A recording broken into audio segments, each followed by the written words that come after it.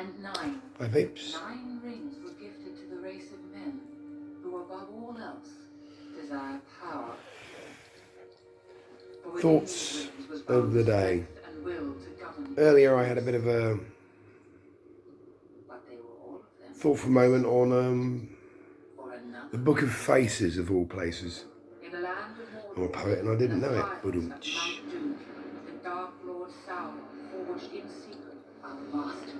In my last full-time job, a steel stockyard, I'm not naming names, many of you already know, I could have very easily done the job for about 5 hours a day, Saturday and Sunday as well, probably, and it wouldn't have bothered me. But to concentrate for more than 5 hours in such a noisy, watching Lord of the Rings, but with that in the background, it's hard for me to concentrate because I love the Lord of the Rings. So,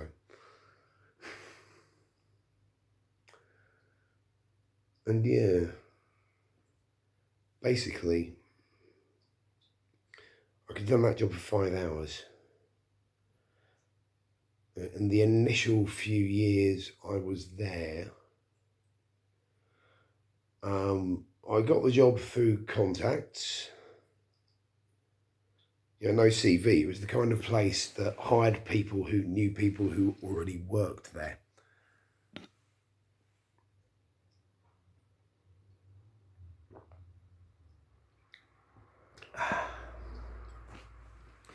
Family-run business. At least 2 of the managing directors had worked with their dad there. There was roughly, I think the largest at that site people there was roughly 120 before I left. I know they've expanded since then, but yeah. So initially I was nervous. I hadn't worked full-time in a couple of years. And I ended up in one of the picking sheds, as they call it, where standard kind of like steel box section, circular section, things like that. I already had forklift experience from previous jobs, so driving a reach truck wasn't too much of a reach, as it were. Bad puns of me. But yeah. At the time I didn't even consider myself ADHD. Wasn't even a thing I'd thought about, to be quite honest. I mean, I knew I was hyperactive, occasionally disruptive, loud. But yeah. And the environment I was working in and some of the people I was working with just overwhelmed me. It didn't help that the supervisor, when I started there, was a massive shitbag. Ignorant as pig shit. His only redeeming feature was that he loved his greyhounds. But even Hitler liked his dog, didn't he? Oops, I mentioned Hitler, demonetised. Not that I ain't actually get any advertising anyway. This is just a very minor channel with 19 subscribers. Thank you, people. Love ya. No, and so basically, I think it was in the first week, I was reading a historical fiction novel of some description in the canteen. And Pedro, well, his real name was Peter. It was one of those ridiculous places where people had nicknames that made absolutely no sense. And people thought they were funny, I never got a nickname. I was never accepted. Twat. Would be one of the things I heard very quite often, so. Yeah. One time I was sitting in the canteen reading a historical novel, and in walked Peter, or Pedro. Squat, bald, animal cunning in his eyes, but not much actual intelligence. You know. In fact, one of his explanations later on was, "You can't learn nothing from a book. Don't know why you bother reading." Yeah, and he was a supervisor. I had so much respect for him. And you know what? Side tangent. No, let's go back to the original point. I'll talk about this afterwards. He walked in and he looked at me reading. He said, "What are you reading for?" And I couldn't help but use something similar to a little sketch that Bill Hicks, the late great controversial American stand-up comedian, did. Because he was apparently in a Waffle House before a gig, and he was reading something book-wise, you know, not a newspaper or anything. And this waitress comes over. "What are you reading for?" And he was like, "I don't know. Maybe so I don't end up becoming a fucking waffle waitress." And I basically turned around to Pedro and was like, "I don't know, so I don't end up working in a steel yard for the rest of my fucking life." And he had. He'd started there when he was a kid. Well, 16. And it was the only life he'd ever known. And I think he had it in for me from that point onwards, because a couple of people actually sniggered, you know, because there were some intelligent people there. They generally hid it, though, which is something I've never learned to do. I'm not very good at hiding. Yeah, and one of the other things he once turned around and said was, "You can't learn nothing from a book." Okay. Jolly good. I did ask him if he'd ever, you know, because he raced greyhounds, not very successfully, so I bet there's a lot of people out there that really dislike him already. Good. Twat. Yeah, and I thought, so you've never read something on how to, you know, bring it, "I learned everything I knew from so-and-so down the road." I thought, okay. It's a valid way of learning. I've learned a lot from simply being around other people. But the fact that you can't apparently learn anything from a book. Yeah, all right, mate.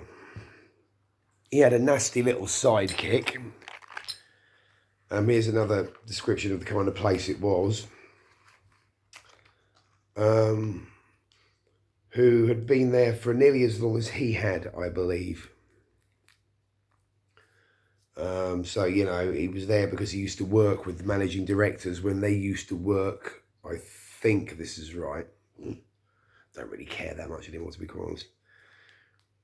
Both of them used to work as kids with the managing directors when they were younger under their father. And this man had been there all these years, and in that time he had spat in someone's face. Someone was having an argument with him, and they pointed their finger straight at his face, and he bit their finger. And this man was still allowed to work there. Cut a long story short, after about 3 years of constant harassment and just people behaving like children, and when I'm in a high pressure environment, I can't stand people winding me up. I don't mind it in a relaxing environment like a pub if I know them and like them. That's different. But here, the standard way of communication was either shouting, swearing, or just winding someone up, even if you didn't know them. And it was so hard to work under a supervisor who I had absolutely no respect for. He was a lazy, good-for-nothing shitbag. I think he actually left before I did. Because he discovered it was a lot easier just to be on benefits at that time, apparently. I wonder how that worked out. Last time I saw him, he was actually doing deliveries. Oh, yeah, from supervisor to delivery, dog's body. But yeah, when I went and discussed the situation with managing director, they didn't even have a human resources department at that time, really. Yeah.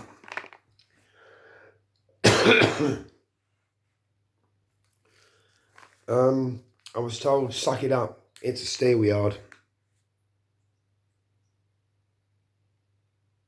Yeah.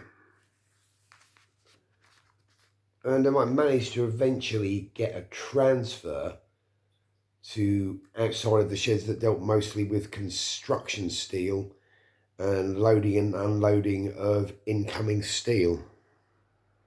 Or unloading incoming steel stock. Because there was no manufacturing on site. It was all got from various steel manufacturers. Yeah. And there was a supervisor outside who was a really cool dude. He was a blacksmith outside of his normal working hours, had his own forge and everything. There was one of the only women who actually worked outside of the office, was also part of the team out there. And there was another old boy who I really got on with.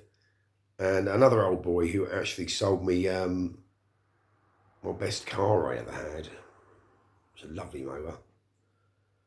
That was a good positive thing about that. If I hadn't worked there, I wouldn't have been able to get a Honda VTEC Sport 1.8 litre Accord very, very cheaply. That was in pretty immaculate condition considering it was 10 years old. That was an experience that I was grateful for. And one time accidentally hitting my supervisor who I worked with outside in the knackers with American football. That was the one time I impressed the horrid little bully sidekick. It was a quiet day near Christmas when they wind down. And we were just dossing about in the sheds with some of the other boys. Because it wasn't, it must admit, it wasn't the kind of place where they made you, unless they really didn't like you, because Pedro used to do this when he was there. You know, if there was nothing to do, he'd go sweep up. Ooh. It's a steel stock warehouse. It's dirty all the time. That's going to make no difference, you know. But no, it was a bit more relaxed under the guy who supervised outside. And, well, I got grudging respect from this guy who used to give me a hard time because he realised I could really put good height, twist and distance on a rugby ball stroke American football ball. It's something I have a talent with and I can be very accurate with it as well. It's just quite surprising, you know. And I threw this and the outside supervisor was sort of like, I don't know, 40, 50 yards down in the shed because they're really big, massive warehouses, you know, huge ceilings, shelves up to about 40, 50 feet, I think. Not exactly the safest working environment. I saw several nasty accidents while I was there and heard about even more. So yeah, I've seen a few things. And well,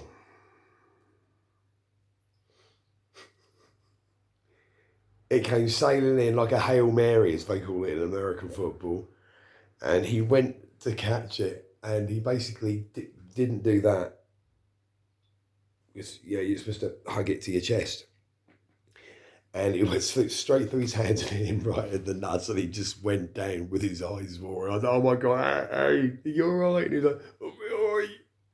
It was one of the funniest moments. See, that's the thing. Overall, it was a horrible experience, but there were a few good memories from the place. Recently, I tried to get back in contact with the firm because they now have an HR department. But an open letter explaining that I was doing better now. I was recognising the fact that I was a very weirdly shaped peg in a square hole. And that I was doing a lot of things with my life that I needed to do. No answer. My younger brother still works there. And I think one of the most bitterly resentful things I feel about the place is they took my brother away from me. We were close when we were kids. When I moved to Colchester, late 90s, I think, and went to uni and stuff like that, we grew apart. He had a lot of troubling experiences during that time as well. And we never really got it back together again, I suppose. But by then he was working at this this place. Oops, little slip there. No, I'm making it, doesn't matter. I very much doubt anyone from that bloody place is going to ever watch my YouTube videos.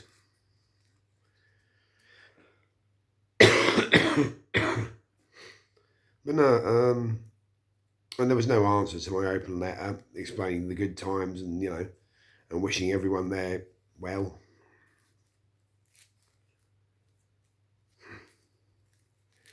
Another one of the reasons I never fitted in was because I wasn't from the Bury St Edmunds, Mildenhall. I wasn't from that part of Suffolk. I was living in Ipswich. But, you know, my brother was no longer my brother, I realised when I started working in the same area. I mean, he's up in the office, but spent a lot of time on the shop floor. He was quality control, still is. As far as I know, we really don't talk about anything like that. And, well, he had just become this creature that he got so used to living in this backstabbing, nepotistic environment that we never really regained a connection. Still haven't, which I think is sad. But it's just something I accept. He won't change. There's definitely no changing him. I know my brother that well. And for me, that is the single most depressing thing, and why I can't, to a certain extent, let it go. It's not the treatment I received when I was there, because I basically ended up having a nervous breakdown, and that's why I left. I was literally drinking so much at the end due to constant bullying and harassment, because the sidekick of Pedro ended up being put up in the office doing a job he's quite clearly not cut out to do, and he would take it out on people like me and anyone else. And because of his influence with managing directors, etc., you couldn't complain about him. It got to the stage where I actually told, because by this point they had an HR, but it was the health and safety supervisor who I did get on with. I think he had mental health problems of his own. Everybody thought he was a bit weird. Why can't you just be normal was one of the other things I heard a couple of times there. Yeah, all right. You're going to pay for the lobotomy. No, and I believe I actually basically turned around in a fit of absolute rage. At this point, I was drinking sometimes upwards of 2 bottles of wine a night, maybe even 3, passing out at, say, midnight, getting up at 4:30 in the morning and driving pissed into work. About 40 minutes there, 40 minutes back. And constantly being pressured into doing 12-hour days in an environment, not necessarily a job, that I hated by that point. And I actually sat in front of the health and safety supervisor and said, just put me in a room with this man and I will break his fucking neck for him. He's a scumbag who has no right to exist. I said that. That's how bad I was. But, you know, in the time previous to that, as well as the confrontations, I actually took roughly 3 weeks off with my mental health problems and ended up on mild antidepressants, fluoxetine they called it at the time. I think it's probably called something different now. And I was walking along Needham Market High Street, really happy and starting to chill out.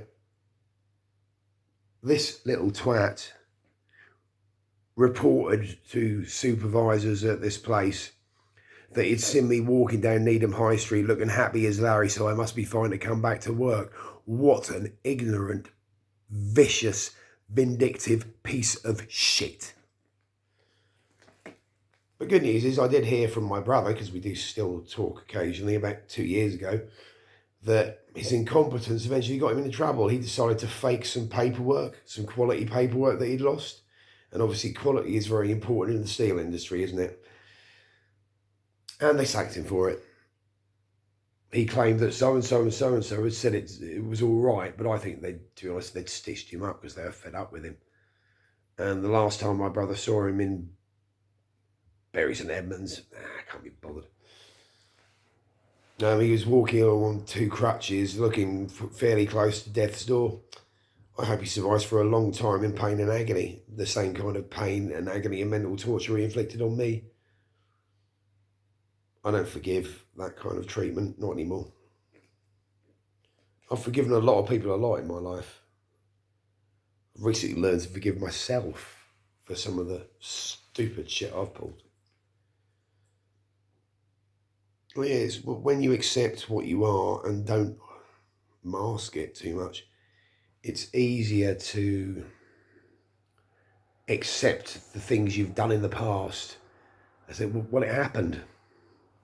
There's no point in dwelling on it. Be aware of what's happened in your past, but don't let it affect you. Let it give you a certain amount of caution, something which I lack.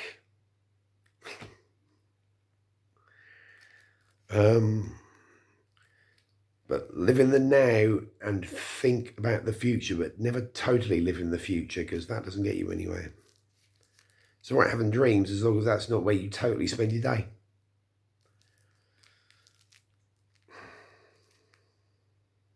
And we've run up to 22 minutes, so thank you for watching.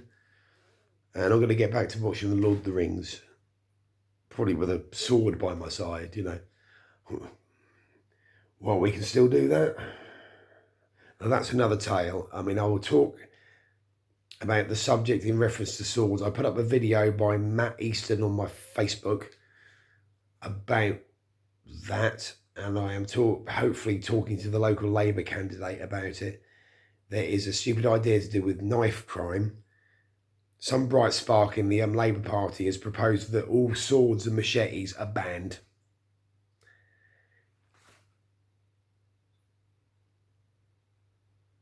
But that will be my next video, okay? I will talk about that as much as I know about it. I'll have to do a little bit of research first, probably by rewatching Matt Easton's Scholar Gladiatorial.